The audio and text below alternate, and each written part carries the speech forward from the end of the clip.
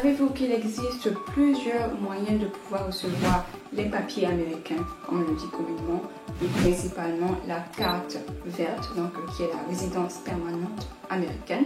Et oui, dans cette vidéo, je vais vous parler un petit peu de ces différents moyens par lesquels vous pourrez obtenir la carte verte.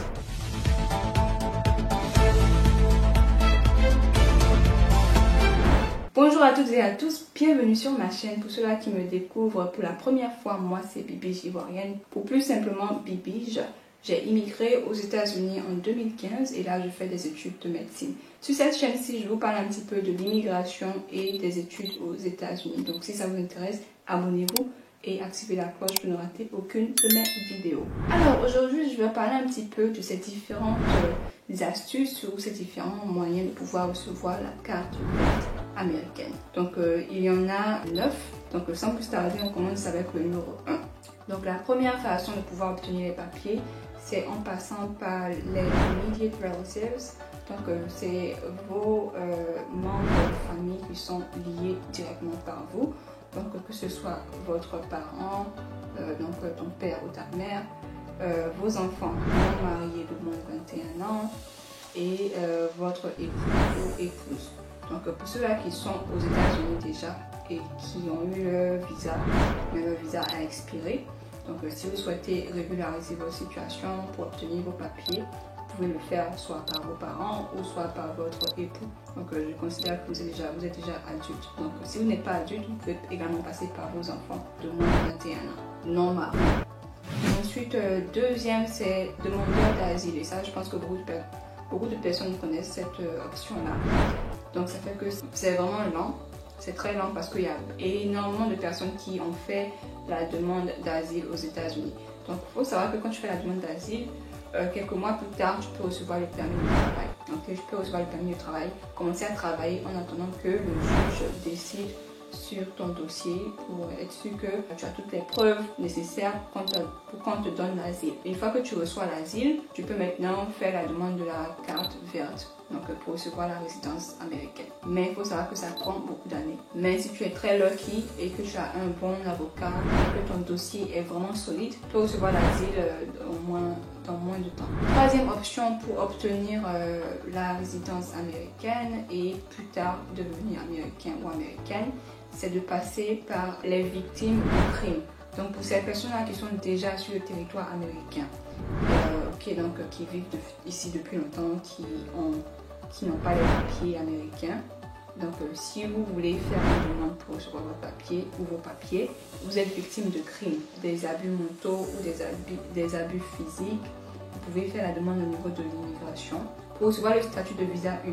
Et une fois que vous aurez le statut de visa U, vous devez vivre aux États-Unis pendant au moins 3 ans. Et après les 3 ans maintenant, vous pourrez faire la demande de la carte verte. Quatrième partie, on a les victimes de violences domestiques. Donc ceux-là qui ont été abusés par leurs époux, par leurs enfants majeurs américains, par leurs parents américains. Donc concernant les époux, l'époux peut être résident permanent ou américain. Donc si vous êtes sans papier et que vous vivez aux États-Unis, vous êtes marié à quelqu'un qui a la résidence permanente ou quelqu'un qui est américain et que cette personne-là vous subit des violences domestiques, vous pouvez faire la demande de visa. Okay, vous pouvez faire la demande d'un visa américain et l'immigration américaine pourra vous donner des soulagements et vous pouvez recevoir un visa.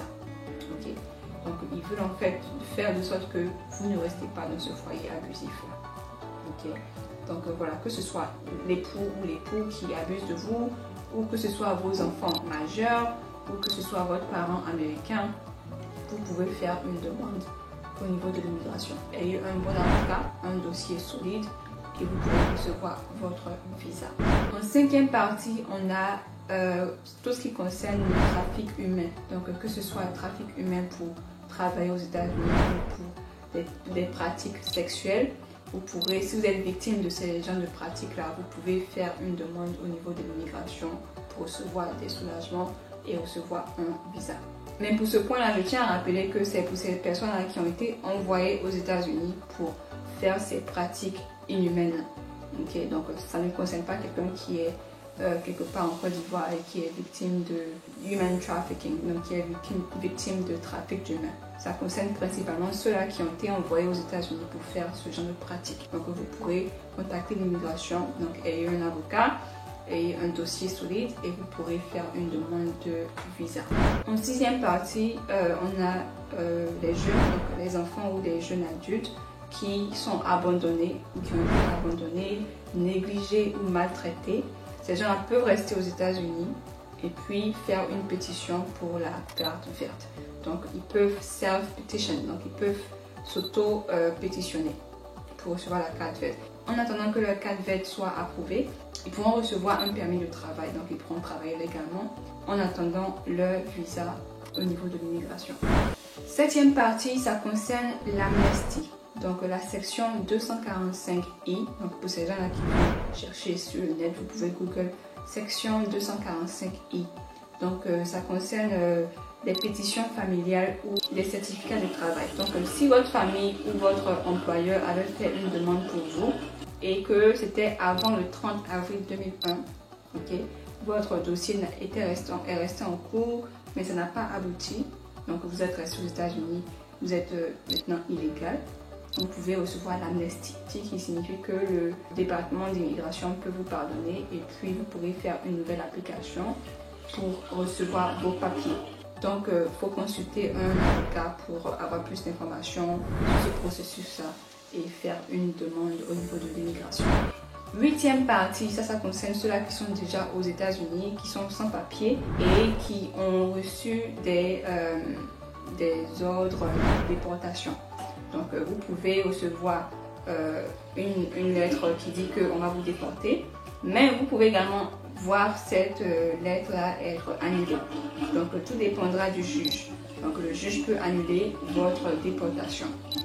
Tout dépendra de différentes raisons pour lesquelles vous avez reçu cette lettre-là. Donc si vous avez des moyens qui prouvent le contraire, le juge pourra vous accorder le séjour aux États-Unis. Donc, ils appellent ça removal proceedings. Donc, pour ces gens-là qui avaient déjà des audiences tenues devant un juge de l'immigration pour déterminer si cette personne est éligible, admissible ou pas aux États-Unis. Une fois que le juge a annulé votre déportation, vous pourrez faire une demande de résidence permanente et vous pourrez rester aux États-Unis légalement. La neuvième partie rejoint en fait ce point-là. Donc ça concerne le ajustement de statut, adjustment of status, devant le tribunal.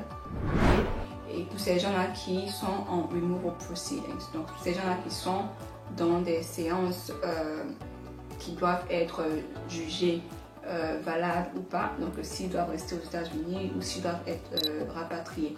Donc pour ces gens-là, vous pouvez faire le adjustment of status une fois que si vous êtes marié à un résident, si vous êtes marié à un Américain ou une Américaine, vous pourrez passer devant le tribunal, donner les différentes raisons qui prouvent que si vous quittez le pays, ça peut affecter votre époux ou votre épouse.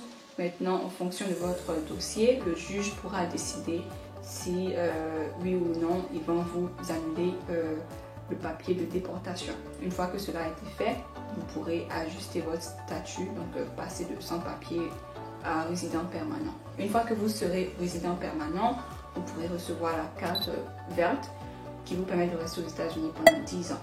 Et normalement, après 5 ans, vous pourrez faire une demande de naturalisation pour devenir citoyen ou citoyenne américaine.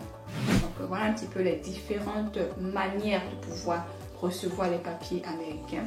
Consultez toujours avec un avocat pour voir lequel de ces différents moyens que j'ai cités là est adapté pour vous. Donc voilà, c'est la fin de la vidéo. Merci d'avoir regardé. N'hésitez pas à liker, commenter si vous avez des questions et on se dit à la prochaine. Bye.